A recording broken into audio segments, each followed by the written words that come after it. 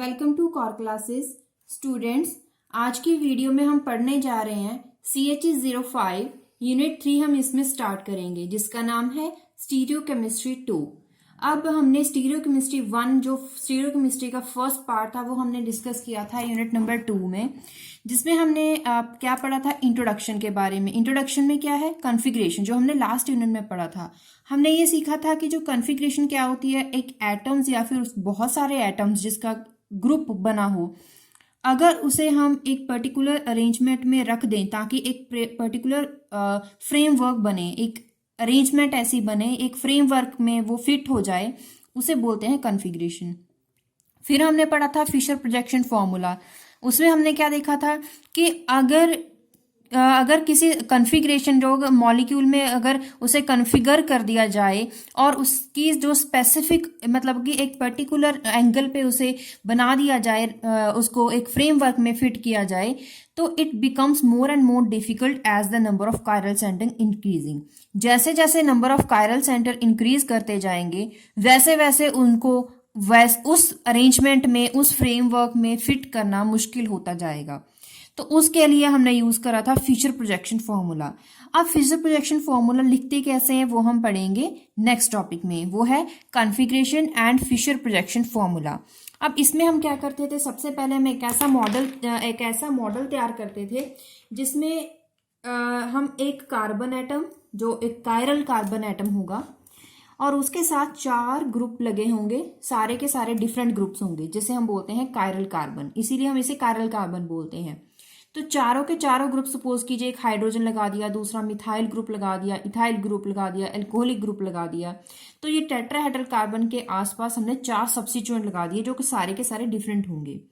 अब इसका प्लेन अगर देखा जाए, प्लेन में हम इसे इस तरह से लिखते हैं कि जो हॉरिजॉन्टल प्लेन में जो सब्स्टिट्यूएंट्स होते हैं वो it points towards the observer. अब ऑब्जर्वर, जैसे कि आप इसे देखोगे, जब आप इसे देखोगे इसका मतलब ये होगा कि जो हॉरिजॉन्टल लाइन में ये 2 सब्स्टिट्यूएंट है वो आपकी तरफ पॉइंटेड होंगे, और जो वर्टिकल लाइन में हाइड्रोजन और ऑक्सीजन हाइड्रोक्सिल ग्रुप है वो आपकी तरफ ना होते हुए आपसे दूर वो पॉइंटेड आउट होंगे।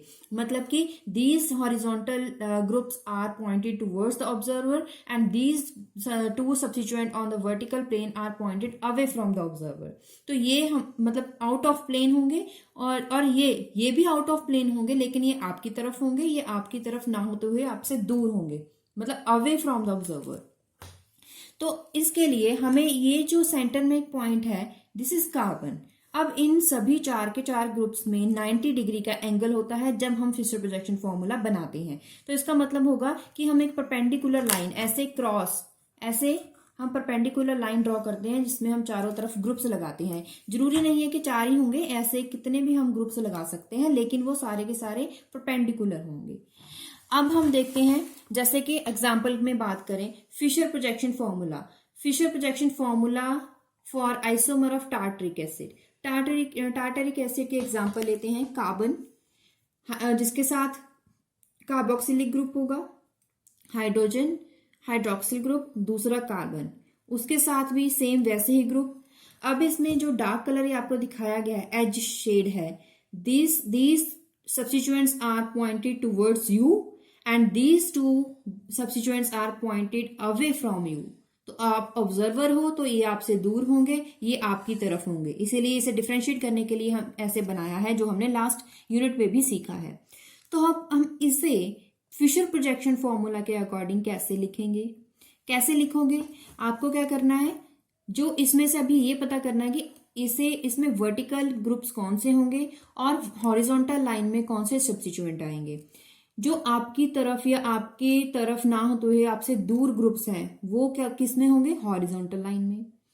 और जो ये दोनों हैं, ये ग्रुप्स ये आ जाएंगे वर्टिकल लाइंस में, क्योंकि बचे हुए ग्रुप्स यही बने, तो ये आ जाएंगे हॉरिजॉन्टल लाइन में। दीज आर कार्बन, तो ये कार्बन क्या होंगे, कायरल कार्बन, क्योंकि इसके साथ 1 2 3 ये चौथा ग्रुप डिफरेंट है, these are chiral carbon. And this carbon is also known as chiral carbon. क्यों, क्योंकि इसके लिए 1 2 3 फोर्थ ग्रुप, 4 के 4 सब्स्टिट्यूएंट डिफरेंट है। तो हमने क्या करा, यहाँ पे कार्बन नहीं लिखेंगे, हम यहाँ पे जस्ट एक क्रॉस लगाएंगे, परपेंडिकुलर लगाएंगे, जैसे कि यहाँ पे बनाया है, प्लेन के बाहर इसे लिख के दिखाया है।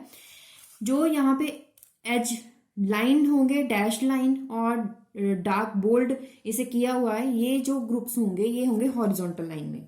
ओके, अब यहाँ पे देखिए these groups are away from you, तो एक तरफ लगा दिया, दूसरा दूसरी तरफ। अब जो ये डैश, अब जिस तरफ आपने हाइड्रोजन लगाया है, हाइड्रोजन भी away from you and the hydroxyl group is also away from you. तो दोनों ही जो ग्रुप्स होंगे वो एक ही साइड लगेंगे, चाहे लेफ्ट हैंड साइड चाहे राइट हैंड साइड। अगर आपने डैश लाइन जो है वो लेफ्ट हैंड साइड पे लिखा तो दूसरे ग्रुप का डैश लाइन वाला सब्स्टिट्यूएंट भी इसी साइड में आएगा। तो दोनों डार्क कलर वाले हैं वो एक तरफ आ जाएंगे, हाइड्रोक्सिल ग्रुप एंड हाइड्रोजन। जो बाकी ग्रुप बचे वो क्या होंगे, एक तो हो जाएगा ऊपर, एक दूसरा नीचे, मतलब कि वर्टिकल प्लेन में लिखे जाएंगे। Draw 3D structure of this group. अब 3D स्ट्रक्चर इसका कैसे बनाएंगे, इसके कुछ रूल्स हैं, कुछ स्टेप्स हैं। फर्स्ट स्टेप क्या है, write a carbon atom at the intersection of horizontal and vertical line in the Fischer projection. सबसे पहले हमें क्या करना होगा, ये फिशर प्रोजेक्शन फॉर्मूला हमें दिया गया है, इसका हमने 3D स्ट्रक्चर बनाना है। तो सबसे पहले यहाँ पे हम एक सेंटर में जो नहीं लिखा उसका मतलब वहां पे कायरल कार्बन है, तो सबसे पहले हम यहाँ पे कायरल कार्बन वाला कार्बन लिखेंगे। कार्बन लिख दिया, बाकी सारे ग्रुप एज इट इज लिख दिए।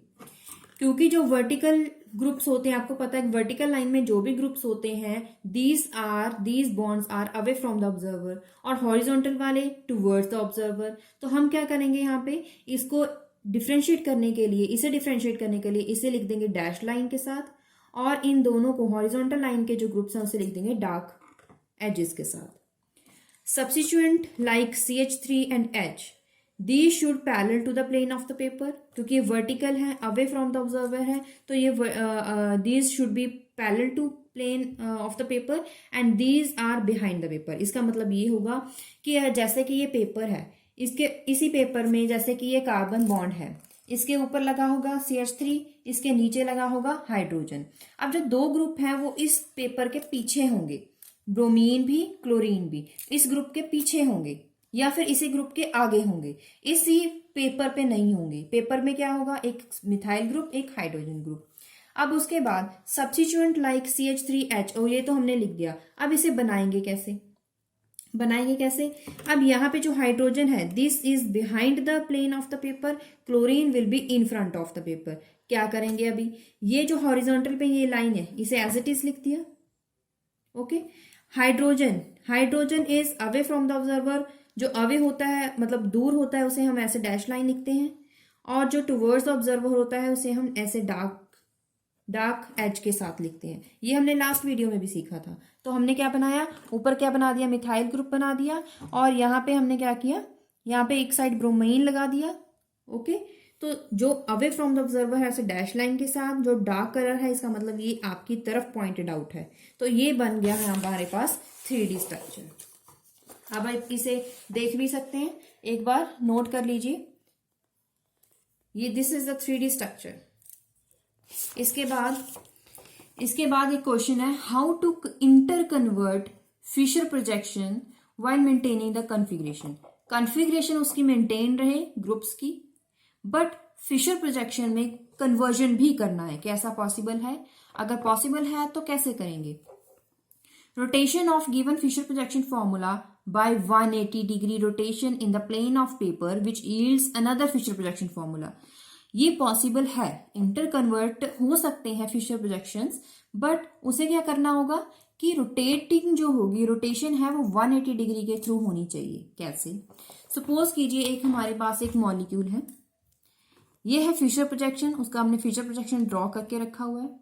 अगर हम इसे 180 डिग्री में रोटेट कर देंगे, 180 डिग्री में रोटेट करेंगे तो क्या होगा, ये जो ग्रुप्स होगा, ये जो होंगे ये इस तरफ रोटेट हो जाएंगे। मतलब क्या होगा, बिल्कुल अपोजिट इंटर कन्वर्जन। पेपर में कैसे ड्रॉ करोगे, जहां पे फ्लोरीन है वहां पे आप ब्रोमीन बना दोगे, जहां पे ब्रोमीन है वहां पे आप फ्लोरीन बना दोगे। मतलब ये आपस में, ये बिल्कुल सामने हैं ग्रुप्स, अपोजिट ग्रुप्स हैं, ये आपस में इंटर कन्वर्ट हो जाएंगे। अब ये जो ग्रुप्स होंगे, जो ऊपर ग्रुप है वो नीचे वाला ग्रुप ऊपर चला जाएगा, लेकिन उसके साथ साथ अगर ये लेफ्ट हैंड साइड पे है तो वो राइट हैंड साइड में चला जाएगा, राइट हैंड साइड पे जो ग्रुप है वो लेफ्ट हैंड साइड में चला जाएगा। तो सबसे पहले ये तो चेंज हो गए, ये ग्रुप ऊपर चला गया, ये नीचे चला गया। जब इसकी 180 डिग्री में रोटेट करेंगे, जैसे कि ये पेन है, इसे 180 डिग्री में रोटेट करोगे तो क्या होगा, बिल्कुल ऐसे ऐसे चला जाएगा। अगर यहाँ पे हाइड्रोजन है, जहाँ पे इसको आपको निब देख रहे हो, ये हाइड्रोजन है, और ये जो आपको देख रहे हो इसका कैप लगा हुआ है, ये सपोज कीजिए हाइड्रोक्सिल ग्रुप है, तो ये हाइड्रोजन ग्रुप है। जब 180 डिग्री की रोटेशन करोगे तो ये ऐसे रोटेट हो जाएगा, तो hydroxyl group left hand side पे चला गया, hydrogen group right hand side पे आ गया। So this is known as 180 degree की रोटेशन। तो ये 180 डिग्री रोटेट हो गया, बिल्कुल ऐसे। फिर से आप रोटेट करोगे 180 डिग्री में, तो देखिए फिर से रोटेट हो गया, ओरिजिनल कॉन्फ़िगरेशन आपको फिर से मिल जाएगी। ओके, वैसे ही बिल्कुल ऐसे ही हम इसमें कर सकते हैं। Rotation of Fisher projection in the plane of paper by 180 degree does not alter the configuration, मतलब उसकी कॉन्फ़िगरेशन में कोई चेंज नहीं आता है। Rotation of Fisher projection formula of a compound in the plane of paper by 90 degree, 180 degree की बजाय 90 degree में अगर आप रोटेशन करते हो तो उससे क्या मिलता है, उसका इनैंशियोमर मिलेगा। उसका क्या मिलेगा, इनैंशियोमर मिलेगा। तो इसका मतलब ये है कि ऐसी रोटेशन से कॉन्फ़िगरेशन में चेंज आता है। किस में आता है, कायरल कार्बन में चेंज आता है। 180 डिग्री में रोटेट करोगे तो कॉन्फ़िगरेशन में चेंज नहीं आएगा, बल्कि अगर 90 डिग्री के थ्रू हम उसे रोटेट करेंगे तो क्या होगा, उसकी कॉन्फ़िगरेशन में चेंज आएगा। अब रिजल्ट में आपको क्या मिलेंगे, इनैंशियोमर पेयर मिलेंगे। तो देखिए जैसे कि आपको ये ग्रुप दिखाया गया, इसका सबसे पहले आप फिशर प्रोजेक्शन फॉर्मूला बनाएं। ये होगा सेंटर में कार्बन, जो ये आपको डार्क लाइन के साथ दिखाया गया, आप उसे बनाएंगे हॉरिजॉन्टल लाइन में, जो बाकी बचे उसे वर्टिकल लाइन में। अब 90 डिग्री में रोटेट करना है, 90 डिग्री में rotate, this is the 90 degree. 90 degree में रोटेट क्या करोगे, सिर्फ और सिर्फ आपको एक बॉन्ड में स्किप करना है। कैसे करोगे, सिर्फ एक बॉन्ड में स्किप करना है। चाहे आप इस तरफ क्लॉकवाइज कर लीजिए, चाहे आप एंटी क्लॉकवाइज कर लीजिए। यहां पे हमने एंटी क्लॉकवाइज करवा के दिखाया है। जैसे कि ये हाइड्रोजन है, ये चला जाएगा यहाँ पे आयोडीन आ जाएगा। ये जो क्लोरीन है वो चला जाएगा फ्लोरीन की जगह, फ्लोरीन चला जाएगा ब्रोमीन की जगह, ब्रोमीन चला जाएगा आयोडीन की जगह। This is known as 90 degree rotation. Okay, 180 degree में क्या होता था, एक बॉन्ड छोड़ के बिल्कुल उसके ऑपोजिट ग्रुप में आता था, लेकिन अब आधी रोटेशन करनी है। आधी रोटेशन मतलब वो आधे रास्ते तक ही रुक जाएगा। तो क्या करना पड़ेगा, आप पेपर में कैसे ड्रॉ करोगे, जो भी फिशर प्रोजेक्शन फॉर्मूला है वहां पे आपको बस वहां पे आपको सिर्फ सब्स्टिट्यूट करना है, रिप्लेसमेंट करनी है। आपको सिर्फ एक एक स्टेप आगे जाना है, तो क्या हो जाएगी 90 डिग्री रोटेशन। अब इसको आप किस तरह से 3D फॉर्मूला आप बना सकते हो, तो 3D फॉर्मूला जब आप बना के दिखाओगे तो यहाँ पे आप फ्लोरीन और आयोडीन को लिखाया है, डार्क कलर में दिखाया है, यहाँ पे इस केस में ब्रोमीन और क्लोरीन में दिखाया है। तो this is the enantiomeric pair of this isomer, enantiomeric pair है। तो इसीलिए ये शो होता है कि 90 डिग्री पे अगर रोटेशन करोगे तो आपको उसका इनैंशियोमर ही मिलेगा। A Fisher projection formula may not be lifted out of the plane of the paper and turn over. अब यहाँ पे फिशर प्रोजेक्शन फॉर्मूला बना के दिखाया है, टर्न ओवर करना है। टर्न ओवर का मतलब क्या है, सिर्फ और सिर्फ आपको ये एज इट इज रखना है ग्रुप, सिर्फ इसको आपको रोटेट करना है हॉरिजॉन्टल लाइन को। मतलब कि जो ऐसे एक वर्टिकल लाइन है ये एज इट इज ही रहेगी, मतलब ये vertical line as it is ही रहेगी। सपोज कीजिए इसके ऊपर ये लगा हुआ है हॉरिजॉन्टल लाइन। अब 180 डिग्री की रोटेशन करनी है, 180 डिग्री की रोटेशन करनी है, लेकिन सिर्फ और सिर्फ हॉरिजॉन्टल लाइन की करनी है। तो क्या होगा, हॉरिजॉन्टल लाइन भी रोटेट हो सकती है, तो ऐसे रोटेट हो जाएगी। ये जो वर्टिकल लाइन है वो एज इट इज रहेगा। तो क्या था, पहले क्या था, इस तरफ ब्रोमीन था और इस तरफ क्या था, क्लोरीन था। जब इसको रोटेट करोगे, क्लोरीन ये है, क्लोरीन आ गया इस तरफ, और क्या हो जाएगा, क्लोरीन इस तरफ और ब्रोमीन इस तरफ आ जाएगा। तो यही बना के दिखाया गया है, क्लोरीन लेफ्ट हैंड साइड पे आ गया, ब्रोमीन राइट हैंड साइड पे आ गया। तो these are both known as enantiomeric pair, ये दोनों ही इनैंशियोमेरिक पेयर हैं। नेक्स्ट, और interchange of 2 pairs of substituent. 4 groups में से 2 सब्स्टिट्यूएंट को अगर चेंज करोगे, it leads to another Fisher projection formula. क्या बोल रहे हैं कि 2 पेयर मतलब कि 2 पेयर ऑफ सब्स्टिट्यूएंट अगर इसे चेंज करोगे, इंटरचेंज करोगे आपस में, तो क्या हो जाएगा, फिशर प्रोजेक्शन फॉर्मूला आपको मिलेगा उसी आइसोमर का, कोई और फिशर प्रोजेक्शन फॉर्मूला मिलेगा, लेकिन उसके साथ साथ कॉन्फ़िगरेशन में कोई चेंज नहीं आएगा। देखिए कैसे, सपोज आपके पास ये फॉर्मूला है, फिशर प्रोजेक्शन फॉर्मूला है। अब इसको आपको क्या करना है, रोटेट करना है। सपोज कीजिए आपने सिर्फ और सिर्फ ये 2 सब्स्टिट्यूएंट रोटेट किए जहां पे मैंने पेन रखा है, ठीक है। अब इसे रोटेट किया, क्या हो जाएगा, सपोज कीजिए मेरा पेन है, जहां पे निब है वहां पे है CHO ग्रुप, एल्डिहाइड ग्रुप, और नीचे क्या है, CH2OH ग्रुप। अब इसको रोटेट करना है, जो वर्टिकल ये जो हॉरिजॉन्टल लाइन है इसे चेंज नहीं करना है। 180 डिग्री रोटेट करोगे, रोटेट किया, जो एल्डिहाइड ग्रुप था वो नीचे आ जाएगा, CH2OH ग्रुप एल्कोहलिक ग्रुप ऊपर आ जाएगा। देखिए इस केस में एक बार रोटेशन करा है। उसके बाद अगर दोबारा सेकंड पेयर भी रोटेट करना चाहते हैं, अब सेकंड पेयर कौन सा है, सेकंड पेयर ये रहा। अब इसे इंटरचेंज कर देंगे, जो वर्टिकल लाइन है वो एज इट इज रखेंगे। इसे इंटरचेंज कैसे करोगे, देखिए ये है हाइड्रोक्सिल ग्रुप, ये है हाइड्रोजन ग्रुप। अब इसे इंटरचेंज करोगे, क्या हो जाएगा, हाइड्रोजन लेफ्ट हैंड साइड पे, hydroxyl group right hand side पे। ये स्ट्रक्चर बन गया। यहाँ पे सिर्फ और सिर्फ हमने यहाँ पे चेंज करा था, इस केस में हमने सिर्फ और सिर्फ यहाँ पे चेंज देखा था। अगर इसे 180 डिग्री में रोटेट करोगे, 180 डिग्री में दोनों ग्रुप में रोटेट करोगे तो क्या होगा, ये बिल्कुल अपोजिट क्या हो जाएगा, ये ग्रुप इस तरफ, ये ग्रुप इस तरफ, ये दोनों अपोजिट है तो ये इस तरफ चला जाएगा, ये इस तरफ चला जाएगा, पूरे का पूरा रोटेशन हो गया है। इसका मतलब ये हुआ कि अगर हम दो पेयर्स में एक पेयर को भी इंटरचेंज करते हैं, इंटरचेंज हो सकता है, लेकिन कॉन्फ़िगरेशन में कोई चेंज नहीं आता है, रिजल्ट में हमें कोई और नया फिशर प्रोजेक्शन देखने को मिलेगा।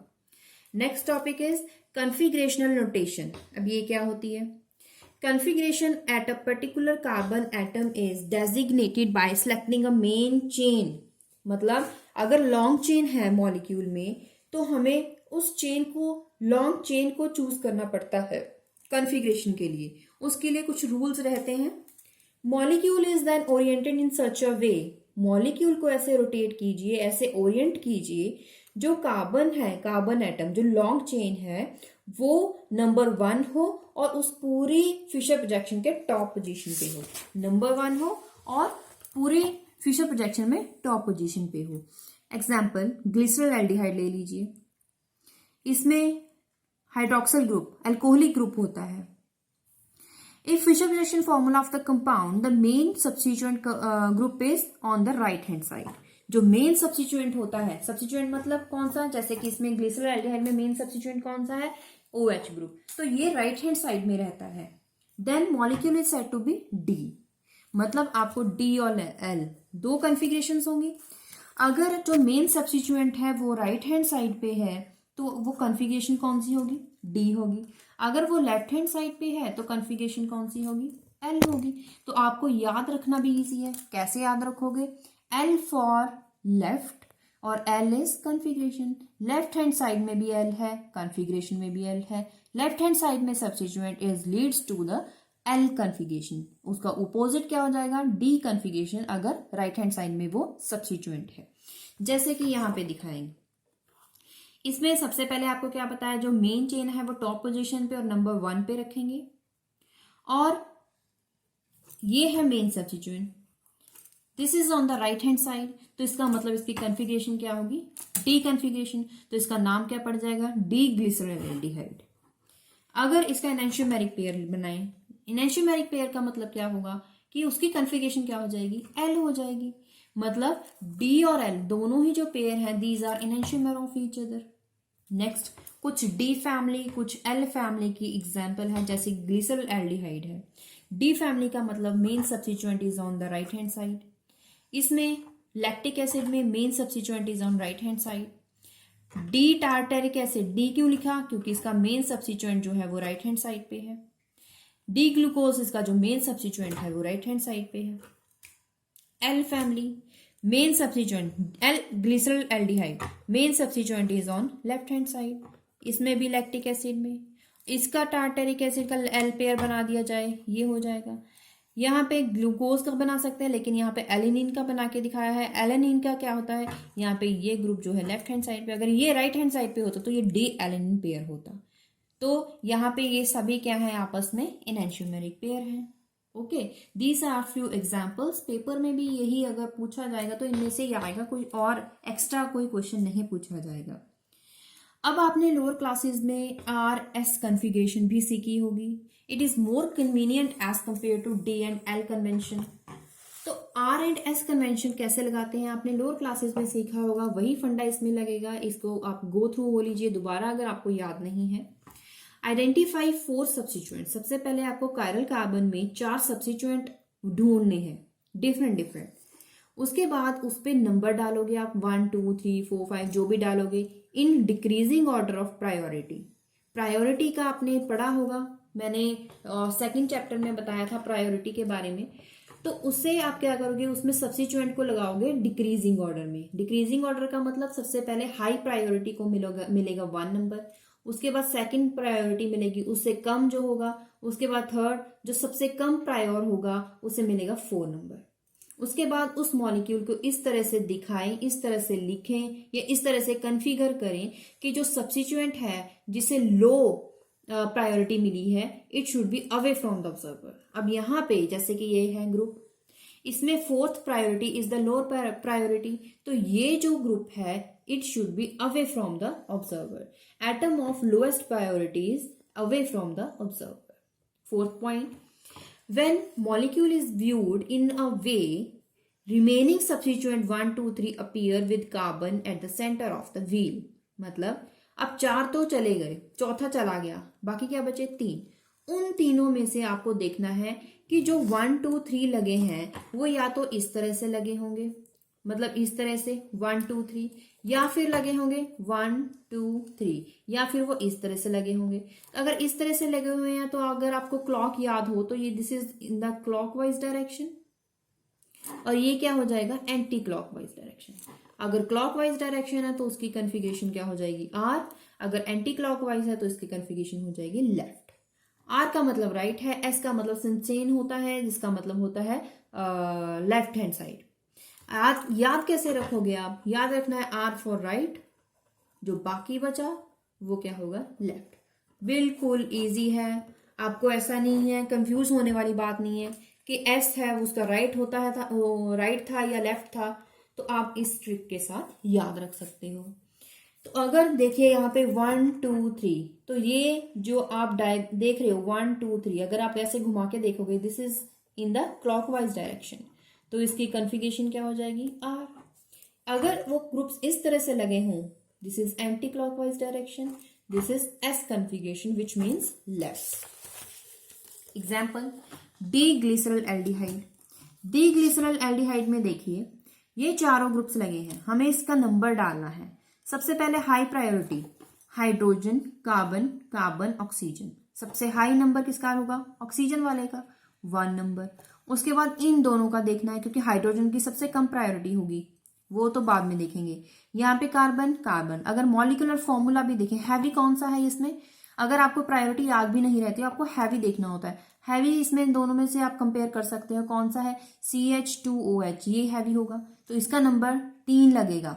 इससे कंपैरेटिव ये है aldehyde group, this is alcoholic group. Aldehyde जो ग्रुप है वो ज्यादा हैवी है as compare to alcoholic group. तो एल्डिहाइड ग्रुप हैवी है, हैवी का मतलब प्रायोरिटी, मतलब ज्यादा प्रायोरिटी इसकी है तो 2 नंबर लगा, इसका 3 लगा, सबसे कम किसका लगा, हाइड्रोजन का. ये प्रायोरिटी ऑर्डर कैसे लगता है, किसको नंबर 1 देना है, किसको नंबर 2 3 4 कैसे देना है, ये आप अगर देखना चाहते हैं तो इसके लिए आपको मेरी जो प्रीवियस वीडियो है जो सेकंड चैप्टर के लिए वो आपको देखनी है. उससे आपको पहले वो देखें, वो समझ आ जाएगा, तो उसके बाद ये नंबर आप इजीली लगा सकते हैं. Next, transform the above Fisher projection into another Fisher projection formula. अब आपको क्या बताया गया था, जो लोअर प्रायोरिटी का जो ग्रुप है उसको आपको लगाना है away from the group. Away from the group मतलब कि वो कहाँ होता है, वर्टिकल लाइन में, तो इसे वर्टिकल लाइन में लगाना होगा. वर्टिकल लाइन में कैसे लगाओगे, तो इसके साथ साथ तो ये ग्रुप भी जाएगा.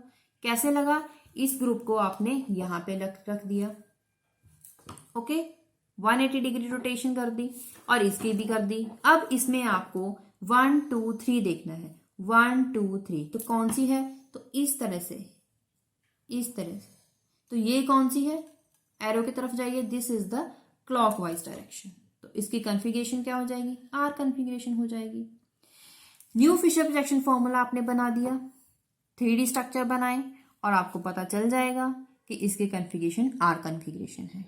Next, a simple way to assign. अब यहां पे मैंने क्या करा था, सबसे पहले मैंने इस प्रेशर प्रोजेक्शन फॉर्मूला में नंबर लगाया, जो लोअर प्रायोरिटी का था उसे मैंने अवे फ्रॉम द ऑब्जर्वर रखा, फिर उसका 3D स्ट्रक्चर बनाया, फिर उसमें 1 2 3 एडजस्ट करा, फिर मैंने इसे रिजल्ट बताया। अगर आपको पेपर में आता है तो आपको इतना बनाने की जरूरत नहीं होती है, आपको सिर्फ देख के बताना होता है कि वो इसकी कन्फिगरेशन क्या है।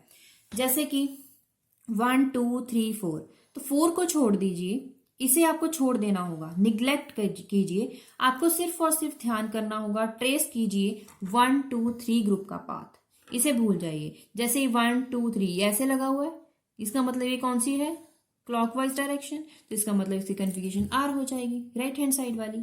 ओके, जैसे कि यहाँ पे सबसे कम प्रायोरिटी किसकी है, इसकी, इसे छोड़ देंगे, बाकी नंबर लगाएंगे। इन सभी में से किसकी प्रायोरिटी ज्यादा होगी, हाइड्रोक्सिल ग्रुप की। उससे कम किसकी होगी, इस ग्रुप की। सबसे कम मिथाइल की, हाइड्रोक्सिल ग्रुप, इथाइल, मिथाइल, इसे आप भूल जाइए। जो 4th नंबर है 1 2 3, देखिए ये 1 2 3 ऐसे लगा रहे हो आप, ये कौन सा हुआ, anti clockwise direction. Anti clockwise direction है तो उसकी कन्फिगरेशन क्या हो जाएगी, एस कन्फिगरेशन। कैसे, if the molecule is viewed in such a way that hydrogen is at back, suppose कीजिए, कर लीजिए, इमेजिन कीजिए कि हाइड्रोजन बैक साइड पे है, उसे हम नहीं देख रहे हैं क्योंकि वो हमें नहीं दिख रहा है। Then the other substituent appear as this type, इस टाइप के दिख रहे हैं, तो इसको ट्रेस कीजिए। सबसे पहले 1, फिर 2, फिर 3। अगर वो आप देख रहे हो तो आप ट्रेस करोगे तो आपको दिखेगा ये एंटी क्लॉकवाइज है। Next compound 2 3 dichlorobutane. अब इस केस में एक कार्बन, अभी तक हमने एक कायरल कार्बन जो कायरल सेंटर था उसको डिस्कस किया था, एक की बजाय 2 भी तो हो सकते हैं, तो उसको कैसे फाइंड करोगे, तो देखिए कैसे फाइंड करोगे। जैसे कि 2 3 डाइक्लोरोब्यूटेन एग्जाम्पल है, 2 कायरल कार्बन है, आपको इसका सेपरेट सेपरेट देखना होगा। सबसे पहले लेफ्ट हैंड साइड पे आ जाइए, 1 2 3, चौथा ये ग्रुप है, तो इसको कंपैरिजन करोगे तो आपको पता चलेगा दिस इज हैलोजन, तो हैलोजन को नंबर 1 मिलता है अकॉर्डिंग टू प्रायोरिटी। नंबर 2 किसके लिए मिलेगा, नंबर 2 ये है क्योंकि ये हाई है, हैवी, मतलब इसकी प्रायोरिटी ज्यादा होगी। इसके लिए, इस कार्बन के लिए नंबर 2 ये है। नंबर 3 ये हो गया, नंबर 4 ये, इसे नंबर नहीं डाला क्योंकि हम इसे इग्नोर करने वाले हैं, इसे इग्नोर कर दीजिए। आपको 1 2 3 देखना है, 1 2 3, ये इस तरफ है लेफ्ट हैंड साइड, मतलब ऐसे घूम रहा है, दिस इज एंटी क्लॉकवाइज। अब इसे देखिए, इसे देखिए, इसे क्या करोगे आप, नंबर 1 क्लोरीन, नंबर 2 इस ग्रुप के लिए, नंबर 2 इस कार्बन एटम के लिए नंबर 2 होगा ये वाला पूरा ग्रुप। नंबर 3 मिथाइल, ये सबसे कम है, 4th नंबर, तो इसको देखोगे तो ये है, ये भी है लेफ्ट हैंड साइड। तो इसकी कन्फिग्रेशन कैसे ढूंढोगे, substituent and carbon number 2, carbon number 3, 2 या 3 लगाओगे, कायरल सेंटर। सबसे पहली प्रायोरिटी मिली किसको, 1 नंबर क्लोरीन, दूसरी प्रायोरिटी दूसरे कार्बन के लिए मिली, तीसरी प्रायोरिटी मिथाइल के लिए, 4th प्रायोरिटी हाइड्रोजन के लिए। अब उसका पाथ अगर आप फर्स्ट ग्रुप का देखोगे तो वो एंटी क्लॉकवाइज है, इसका मतलब S configuration. Right hand side इस कार्बन के लिए देखोगे वो भी 1 2 3 एंटी क्लॉकवाइज था, एस कन्फिग्रेशन, लेकिन उसका नाम जो उसकी नॉमेनक्लेचर करोगे तो आगे क्या डालना पड़ेगा, प्रीफिक्स में number, carbon number 2, carbon number 3। यहाँ पे मैंने इसका सिर्फ नेमिंग दिया है, नंबरिंग नहीं दी है। ये है कार्बन नंबर 2, ये है कार्बन नंबर 3, तो क्या बोलोगे 2, 3, दूसरा कार्बन, तीसरा कार्बन। या आपको ये भी देखने की जरूरत नहीं है नंबर 2 डालें, नंबर 3 डालें, क्योंकि जो आपको कंपाउंड दिया गया है, मॉलिक्यूल दिया गया है, उसमें 2 3 डाइक्लोरोब्यूटेन है, यही 2 3 आपको उठाना है। 2 3 जो 2 पोजीशन है उसकी भी एस कन्फिगरेशन, थर्ड की भी एस कन्फिगरेशन, तो क्या लिखोगे आप 2s 3s 2 3 डाइक्लोरोब्यूटेन। इसका मतलब ये है जो 2 3 डाइक्लोरोब्यूटेन है वो इस तरह से बना हुआ है जिसमें जो सेकंड नंबर पे कार्बन है उसकी कन्फिगरेशन एस है, थर्ड नंबर पे जो कार्बन है उसकी कन्फिगरेशन भी एस कन्फिगरेशन है। अब चलते हैं कुछ क्वेश्चंस कर लेते हैं। Decide whether they represent the same isomer और एन इनएंशियोमेरिक पेयर, सेम आइसोमर ही है या फिर इनएंशियोमेरिक पेयर है, आपको ये बताना है। अब आप यहाँ पे क्या करोगे, या इस ग्रुप में ये पेयर दिया गया है, इसमें आप फर्स्ट पॉइंट पे इंटरचेंज करोगे, एक बार आप इंटरचेंज करोगे क्या चेंज होगा, यहाँ पे CH3OH ग्रुप चेंज हो जाएंगे, ठीक है। अब इसमें से फिर से दोबारा इंटरचेंज करोगे। अब इंटरचेंज किस किस को करोगे आप? इन दोनों ग्रुप को इंटरचेंज करोगे। जब आप इंटरचेंज करोगे, जैसा कि मैंने अभी आपको बताया, इंटरचेंज करेंगे तो आपको एक ही कंपाउंड मिलेगा आंसर में। ऐसे ही सेकंड में आप देखोगे, सेकंड में सबसे पहले आपको क्या करना है, इन दोनों कंपाउंड्स को इंटरचेंज करेंगे, फिर इन दोनों को इंटरचेंज करोगे, क्या मिलेगा आपको? Same compound. आपको प्रैक्टिस करनी है। अगर आपको ये पता नहीं चल रहा है कि कैसे इंटरचेंज करेंगे तो आप मुझे कमेंट बॉक्स में लिखें, मैं आपको दोबारा से सॉल्व करके बताऊंगी। उसके बाद थर्ड पेयर में क्या देखना है आपको? फिर से वही, सबसे पहले आपको इनको चेंज कीजिए, फिर इनको चेंज कीजिए। लेकिन आप ऐसे ही अगर देखेंगे तो आपको पता चल रहा है कि इसमें क्या है, सिर्फ और सिर्फ इन दोनों को चेंज किया गया है, सिर्फ हॉरिजॉन्टल लाइन चेंज हुई है। दिस इज एनेंटियोमेरिक पेयर, ठीक है। और यहाँ पे भी क्या किया गया है, यहाँ पे सारे का सारा ग्रुप चेंज किया गया है। कैसे चेंज हुआ है, कैसे? देखिए, दोनों को अगर आप देखोगे, जो क्लोरीन है वो सिर्फ एक स्टेप आ गया है, ब्रोमीन भी एक स्टेप आ गया है, फ्लोरीन भी एक स्टेप आ गया है। फ्लोरीन की जगह आगे ये आयोडीन यहाँ पे आ गया।